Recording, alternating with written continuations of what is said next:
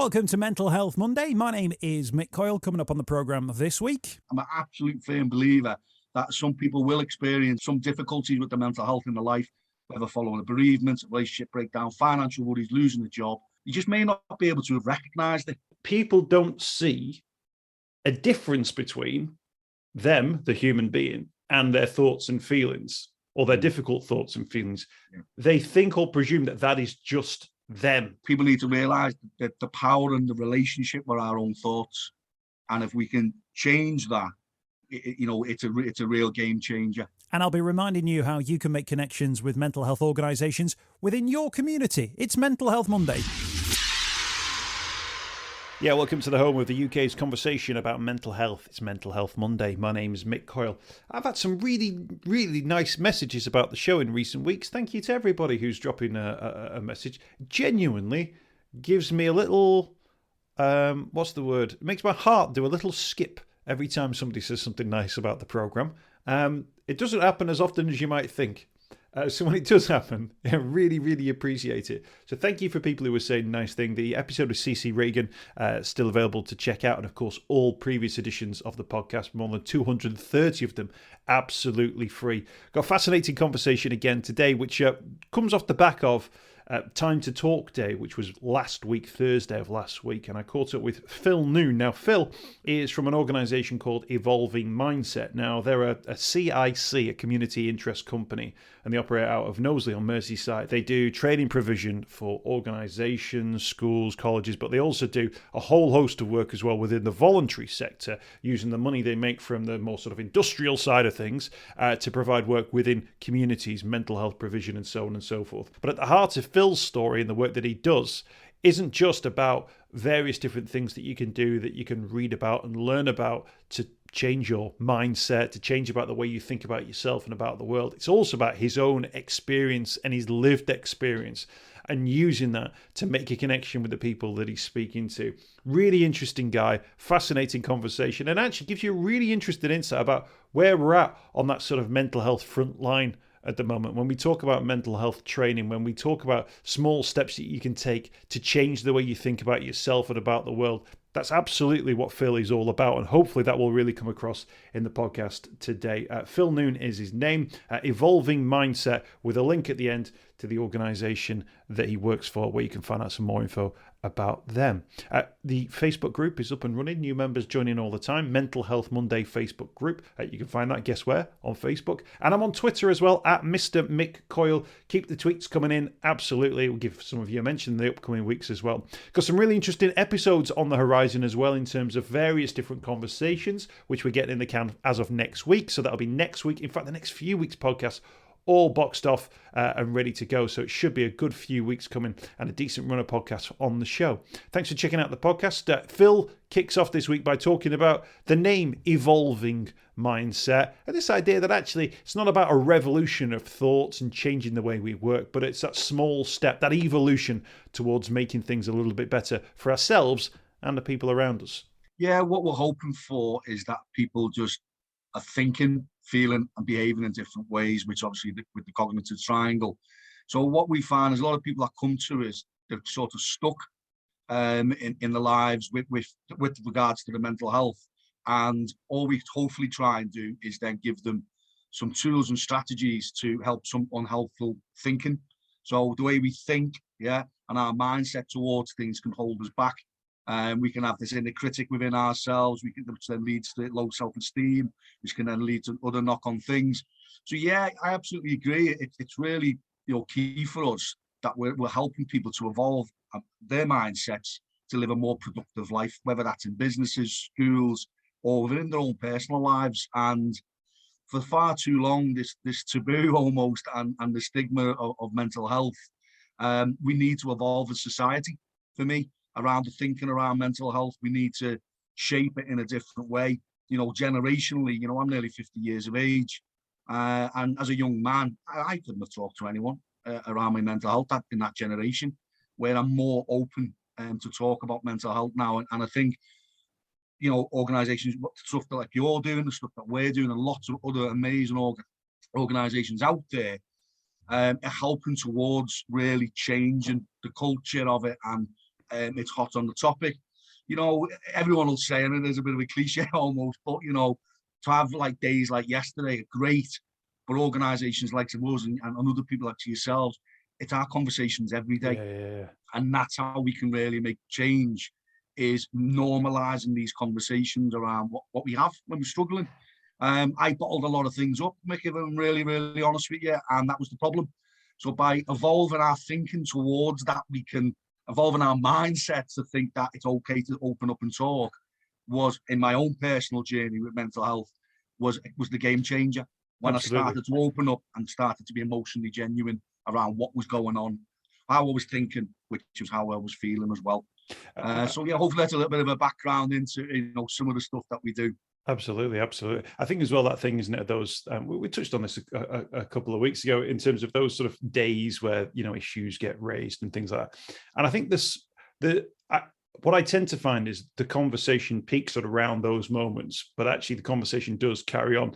There's a danger, isn't there, that you know, your mental health is a roller coaster that you've got to dive on that one day of the year where you're allowed to talk about your mental health, and then just cling on for the rest of the year before you come back to that day. And we know that that's not the case. And I think the normalization of the conversation, of people's awareness of organizations and the work that they're doing, not just on those days, but every single day, really sort of normalizes it in everyday thinking, and doesn't require someone to think, well, I can't talk about my mental health because it's not suicide prevention day, or it's not time to talk day.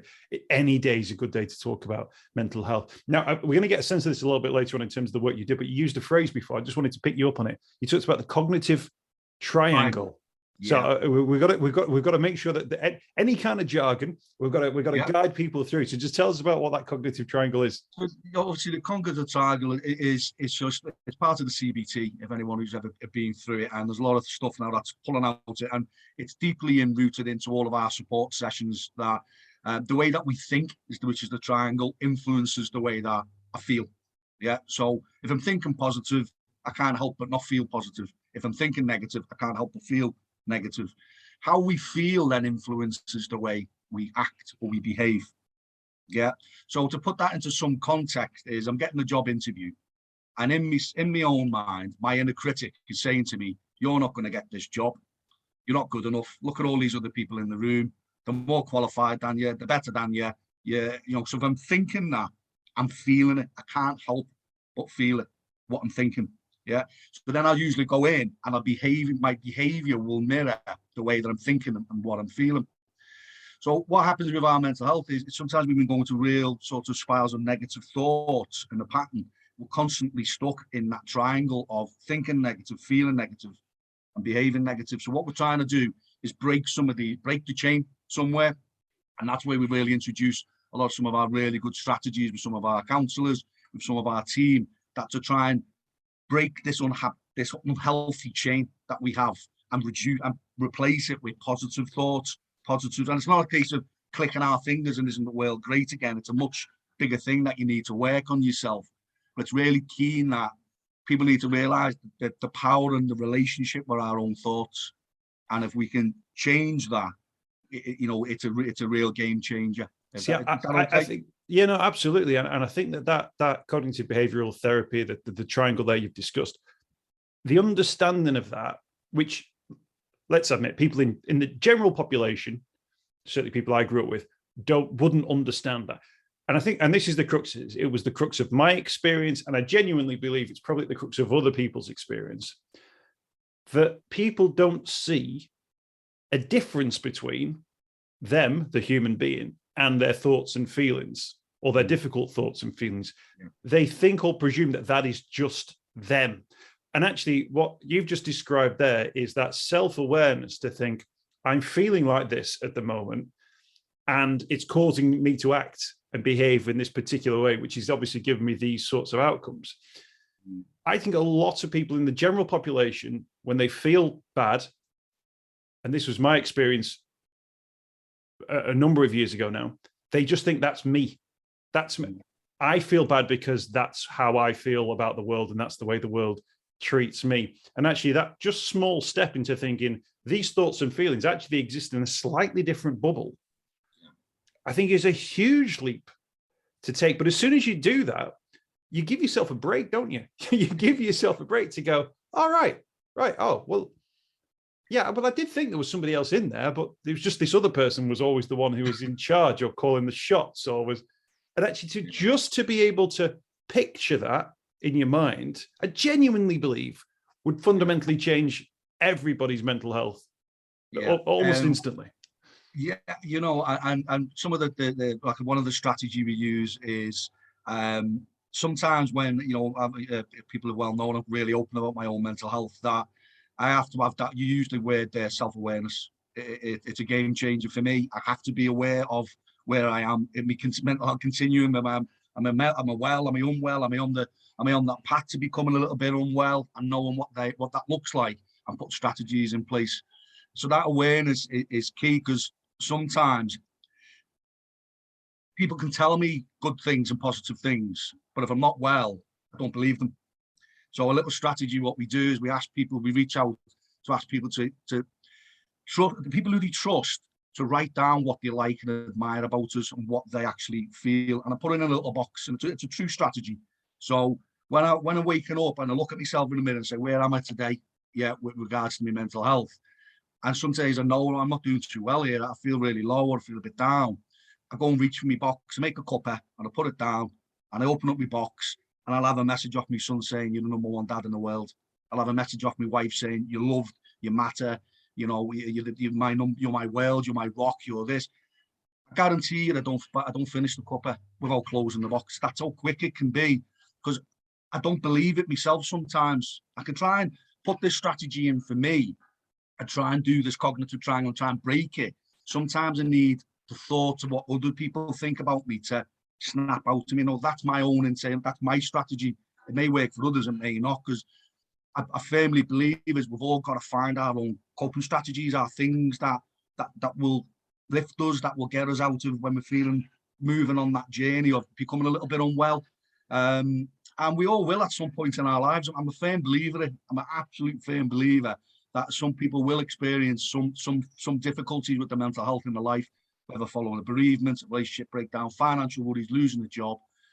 You just may not be able to have recognised it.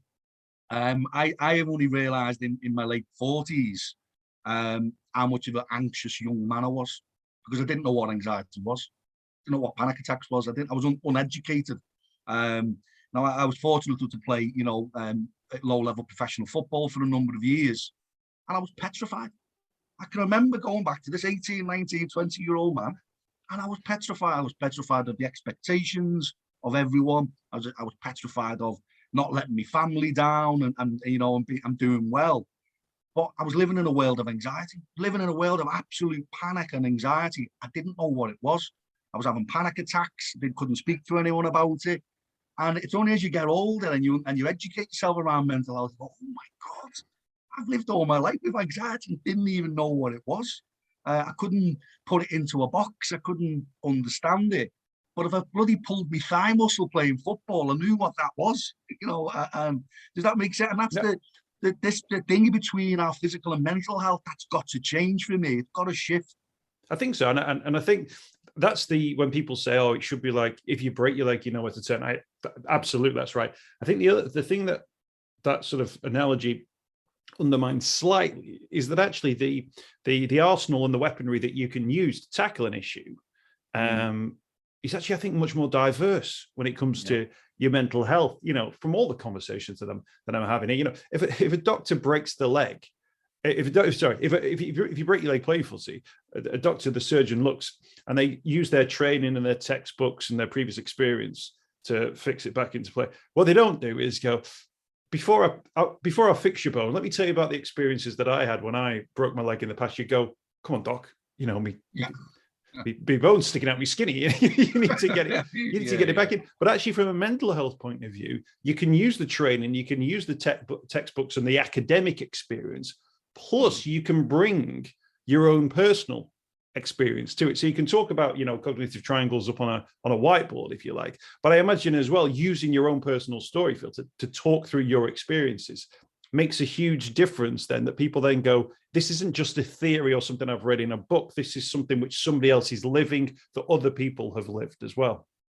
Yeah, we do a lot of. I don't want us to become like an organisation known as Men's Mental Health, because we're not. We actually get far more females accessing our support than males. But we do sort of do a lot of work with trying to overcome men's mental health. This age gap between 40s and 50s, which we all know are the highest rates of suicide within the UK.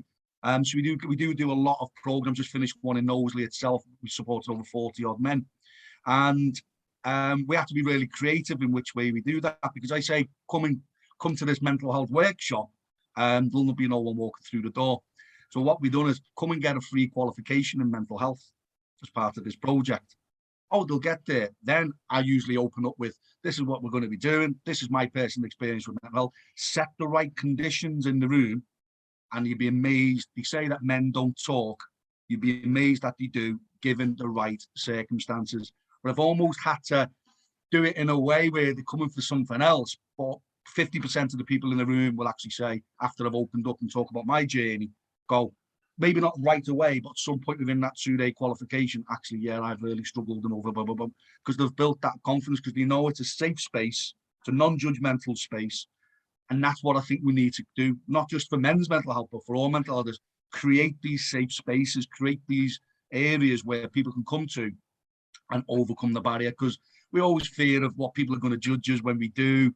I stand up every time and do it, and I'm really comfortable with it now. The first time I've done it, I was a real mess, but I've normalised it for myself, if that makes sense. Where I've accepted it myself, so I'm comfortable talking about it the same way. I went to the Everton match on Saturday against. It makes no difference to me now, because I've normalised it within myself.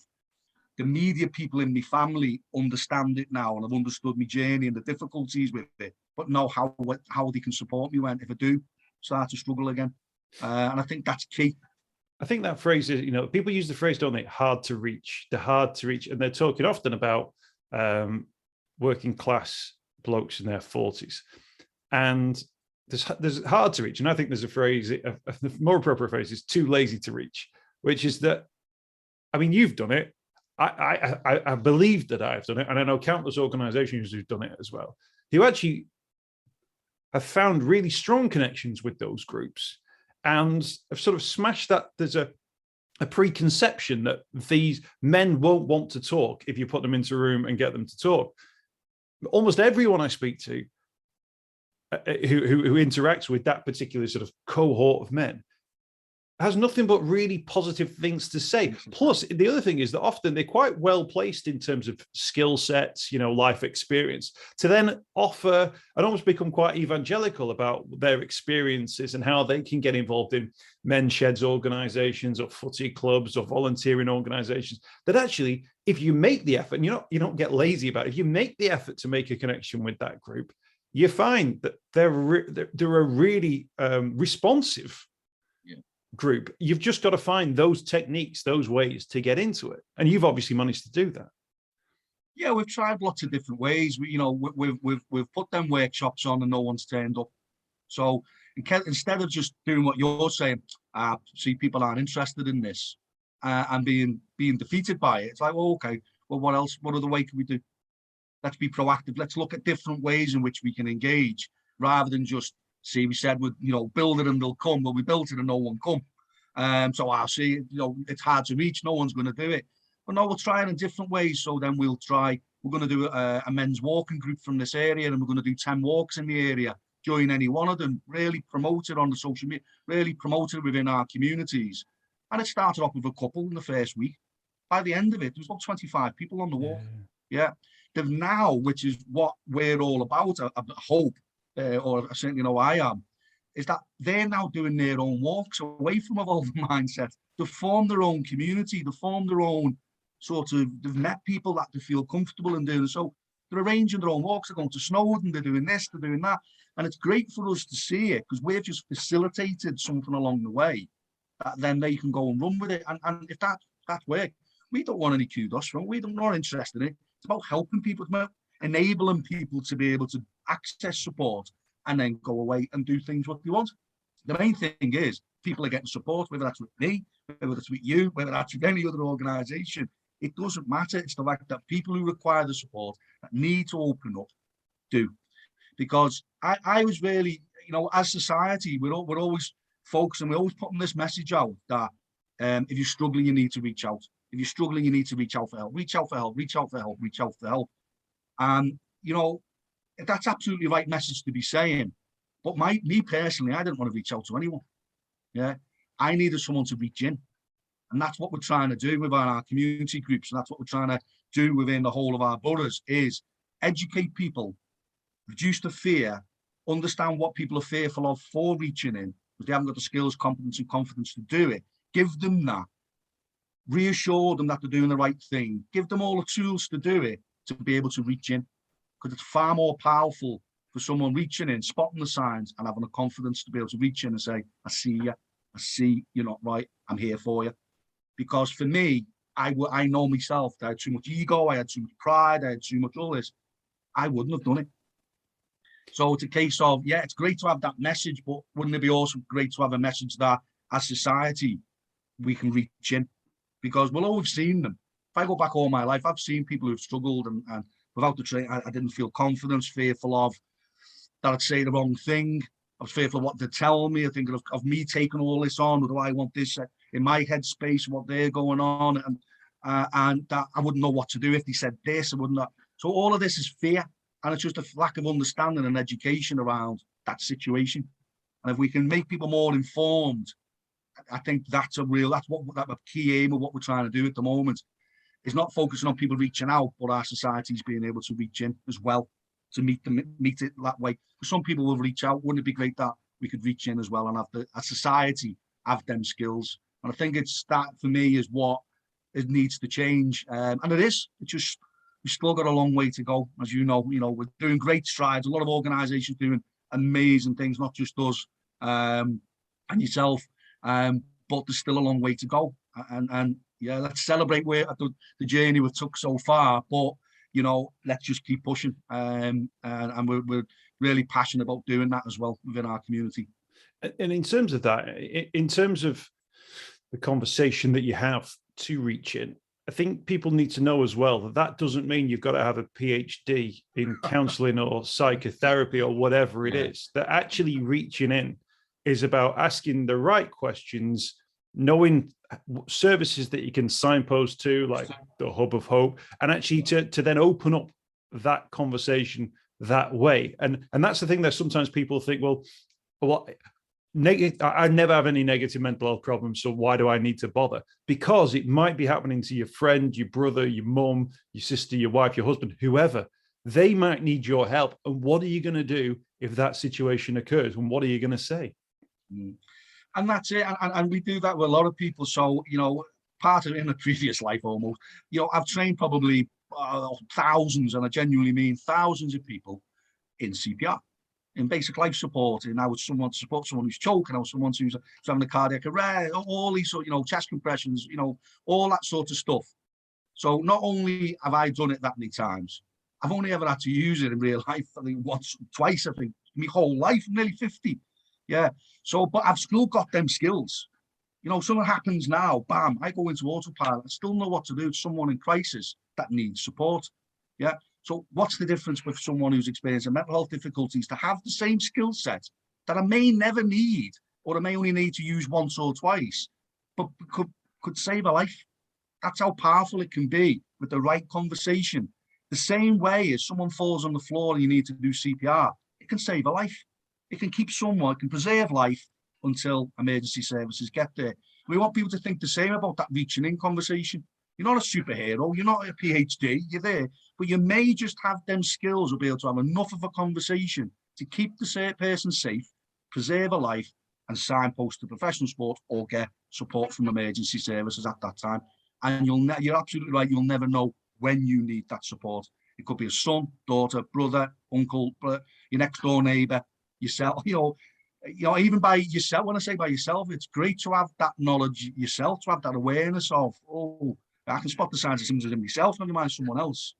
So yeah, that's what we try and do on some of our courses and training as well. It's just trying to say, I always ask people, where's your first aid box in work? And they say, it's behind there in the canteen. What colour is it? Green. What's in it? I'll go around the room. What's in it? Scissors, plasters, this. Where's your mental health first aid box? Silence. We're going to receive far more psychological injuries in your life than what you ever will do physical. But it's just, we try to just really do it in ways to let people understand how much we prioritize our physical health than our mental health. I put a bandage around my head and put like tomato sauce in it and walk into the training room. I say, what do you think? Oh my God, what are you about? If this was real life, you'd be like, oh my God, what have you done to your head? What have you done to your head? I get all the sympathy in the world. Take the bandage off, walk out, walk back in again. No one can see anything. Yeah, I'm in real life. But in a scenario, I'm really suffering with my depression. You just can't see it. You don't understand it. And I'm trying to just say, but if I put the bandage back on again now with the blood, you'd understand it. Oh, that must be terrible. That must have hurt. That must have this. And so always trying to do innovative ways just to try and get people to go, oh yeah, we do. We prioritize our physical health so much more than our mental health. And we need to try and level that up in some way. Can I ask you about obviously the training sessions that you do, organizations, schools, youth groups, and so on and so forth? What is the expectation that's sort of placed on that training? From the people who are sort of like ordering it and bringing you into a space. Are they going, can you fix these kids? Can you, or do they go, we're aware of one or two issues around X, Y, or Z. Can you give us some steps? Because I guess you go in and going, I can fix all your problems and all your mental health issues will go away. It doesn't really work like that, I guess. So how do you sort of both, I guess if you were doing like a sales pitch, you'd do it about the delivery, but then the promise of the return and so on and so forth. How do you pitch that in terms of the expectation, and then how you can then deliver that over a period of time? We genuinely, if it was community, people who are reaching out for support, we do say one thing, and we just say, we can't promise to fix all your problems, but we can promise you won't have to face them alone. That's what we say. But you're here, we're going to try and work through what's going on, but we can't, no one can wave a magic wand and fix things. That's not what the service is about. It's a real support platform for people that may be on waiting lists to get to certain criteria, secondary cares, whatever it is, maybe not quite reaching the threshold for secondary cares or IAPS or all that sort of stuff. But there's a huge gulf. That's why we exist. The gap between GP services to secondary care or IAPS services, that gulf is huge. I was one of them people in that gulf.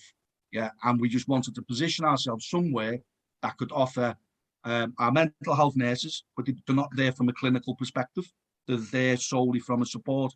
That they work on wards, they work on mental health wards and stuff, but they're not there in that capacity to fix, prescribe, or we're there just to support with that level of expertise that they've got that can spot and help, guide, in almost like a waiting for the stepping stone.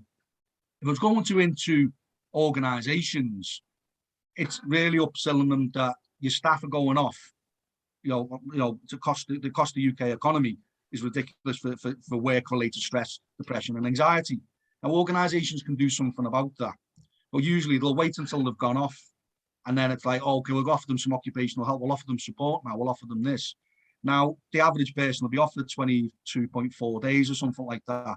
So it's very reactive, and it costs organisations a lot of money. I don't really want to look at, businesses understand that. So they're, oh yeah, do a business case around that. But I said, but you've got an obligation of a duty of care as an employer to be doing this anyway, regardless of the cost. It's absolutely the right thing to be doing, to looking after the psychological health and well-being of your staff. It's actually in law, in the Health and Safety at Work Act. This is not new, what we're proposing here. We're proposing you to put a stake in the ground where you are now and make positive steps towards a positive mental health workplace, and having it and embedding it within the organisation so your staff feel they can come and support you. Because the latest survey out there is only 13% of all employees in a huge survey, I can get you the details, feel comfortable to actually open up in the workplace around after suffering with the mental health. So 13%. But I've had some really supportive leaders in the past, and I did open up to them. But I've also had a leader that I would never open up to in a million years, if that makes sense. So or in an organisation, of the culture of the organisation, so that's the benefit. And it's educating our leaders that they need to be in this modern world, and with the pandemic, especially what's happening, everyone's experienced, or most of them experienced some levels of difficulty at some point throughout the pandemic, and leaders are equipped to reach in and have them conversations. They're not equipped to do a sensitive return to work because it's a toxic exercise for most, from our experience. So it's not only from a cost-saving initiative, because if you do all the right stuff and the staff reach in to a leader and say, listen, I'm really struggling here and I've got X, Y, Z going on and I don't want it to impact my work, blah, blah, blah. And we can be supportive in that way and make reasonable adjustments like what we would do with a physical injury. You're going to stop that employee going off. That employee then go, but we don't reach in or we don't be as supportive. The employee then goes off. We know on average is going to be off for 22.2 days. Usually they'll go, right, his work or her work's going to go over there to you, Phil, and you're going to get some of that. So then now it's adding on to my pressure because someone's gone off with it. So it's that domino effect of what happens. Or we bring an agency at practically double the cost. You're going to get substandard work because they're there for the shift or a couple of shifts and not for. So and it's just trying to explain the benefits to people of just having a positive mental health attitude and culture within the workplace. Yeah, from a cost saving, because that's what they understand. But more from me, from a moral and obligation of it's the absolutely right thing to do anyway, without the cost-saving initiatives, if you want to be a good employer and an effective leader. Absolutely. A couple of weeks ago on the podcast there, Good Shaper on, actually, people want to check that out as an episode that looks into those details around productivity, staffing levels, more people taking time off because of their mental health than for COVID last year, which is absolutely a huge number. Is a tricky question for you, Phil. It might not be tricky, but we'll see. Have you ever been doing a session? Have you ever thought, not who are the group who you felt struggled to connect with, but have you ever done a session where you've thought, oh, maybe I'm going to have to just mix this up a little bit in terms of how I make that connection? You know, when people go, oh, you sound that fella. Yeah. Oh, I understand what he's talking about. Yeah, Phil's all right. Is there a moment within each group where you kind of notice that people go, oh, right, I get it now. I see where this guy is coming from. And what are those trickier groups to reach, or what are those, organizations, maybe you don't name names, where you've thought, oh, these lot, they're not quite there yet, and then you bring them in. You've got to be adaptive. So I won't mention any organizations, but we do a lot of sort of really male environments. So an organization will bring them in because they want to do the right thing by the staff. So then we're sitting there with 15 warehouse blokes sitting there. They're all bloody, they're really not interested in what we're going to have to say. And it's how we're coming now. If we stand up there corporate, they'll lose them. So it's just changing adapting the style, sitting down. What's going on, lad? Yeah. And actually going more, adapting the way our approach to it rather than PowerPoint structured, really. We really have to adapt the sessions. And another one is with the amazing organization, Lee Cooper Foundation. We, a 50-year-old bloke stood up there talking to young people. Sorry, massive disconnect, and it wasn't working. And I tried to be sort of thinking where they're not getting where they're not relating to me. So we're actually doing a project together with the Lee Cooper Foundation called Knows the Young Minds. And what this is all around is yet loads of support, but we're bringing through almost a little army of young facilitators that can go out that could relate to a 13-year-old, a 15-year-old, a 16-year-old, rather than a 50-year-old trainer, because I've got all the experience and expertise to do it. The young people haven't got that. So it's like a mentoring project to equip younger people with these really good facilitation skills and knowledge around mental health so they can educate other people and do support sessions for others. I think is that what you were sort of aiming at? I think so. Yeah, absolutely. And I think it's interesting, isn't it, that as this field, which is obviously, expanding and will continue to expand at an exponential rate, hopefully in the future, you've got to be able to have those connections. But it's interesting that, even at, your level, where are me and you going to be in 10 years' time? And then how are we then going to relate to 18, 19-year-olds? At the same time, I believe that 18, 19-year-olds will have grown up as well in a slightly different environment that we grew up in. They'll have been maybe a little bit more mental health aware. And actually those connections that you can make with a young person, who might then be in their late 20s or whatever it is, I think that's really important, isn't it? That it's not just the group of people who do it now are like the gatekeepers to mental health facilitation and training for the future. That it's about now this evolution of people coming on board, and then the new lived experience of young people, the Instagram generation and all of those sorts of people. their understanding of what a young person might be going through, of course, is absolutely crucial. In the same way that, you would make those connections, with the warehouse workers, because, you probably worked in those sorts of environments with those sorts of people, and it works at that level. And I think that's the other thing, that these are great opportunities for young people as well, who are thinking about, I want to make a difference in life, I want to help people, that something like the mental health world can offer them all of that. Yeah, absolutely. And there's some amazing young people out there, and some amazing young people who are involved with the Lee Cooper and ourselves, that, they've been through real difficulties, and they've got an absolute passion and desire, the same way we both have, to make this change, make it future generations. They're saying, I want to make sure so many friends are reaching out, and the bravery, even from a young age, to share their own experiences and lay themselves bare at an early age, to say, I'm comfortable if this, I've done this in the way of wanting to help others.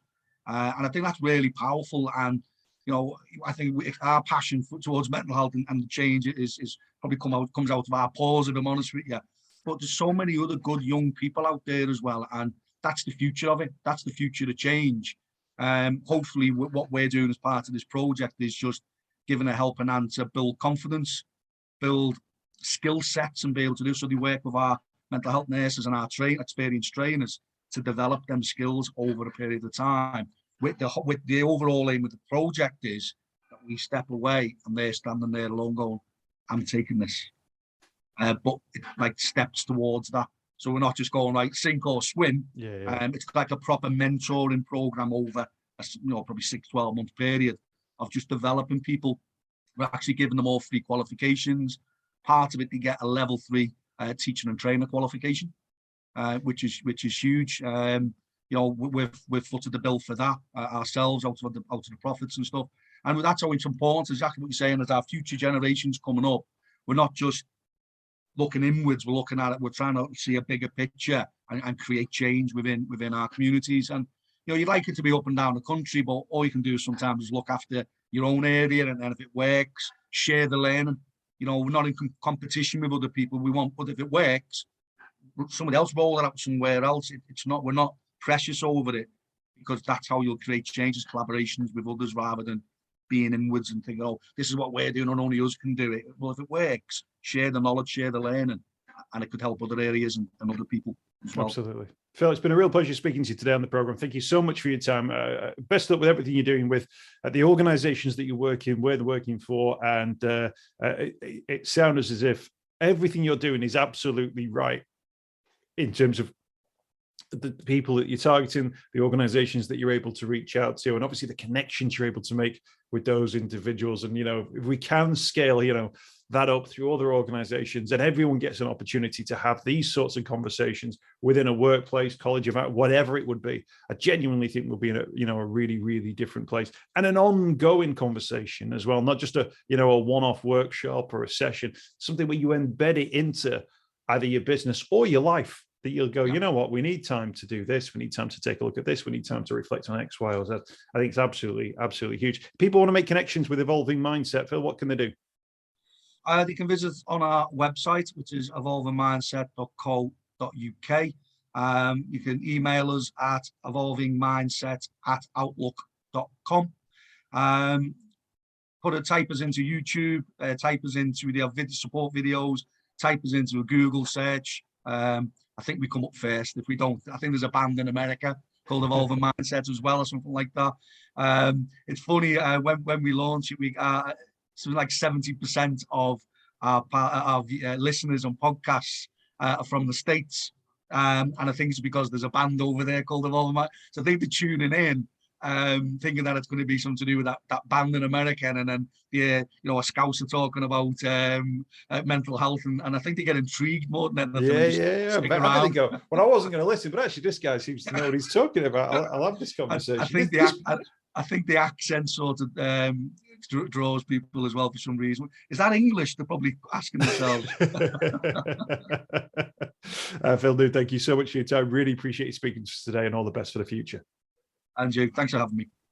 I hope you've enjoyed this week's podcast. Thanks for checking out Mental Health Monday. My name is Mick Coyle. You can find me on Twitter at Mr. Mick Coyle. You can also find me, Mick Coyle, on Facebook as well. Don't forget, if you want to speak to somebody about your mental health, you can do so. The Samaritans, free to call on 116 123. You can find mental health services where you are. Just look for the Hub of Hope. Type in your postcode. It'll find those mental health services close to you. And for support in a crisis, you can text SHOUT to 85258. That's if you're experiencing a personal crisis, you're unable to cope and need support. Shout to 85258. That's a text line. Do get involved in those services. In an absolute emergency, always remember the number to call is 999. Thanks for downloading the podcast this week. We'll be back next week with more Mental Health Monday.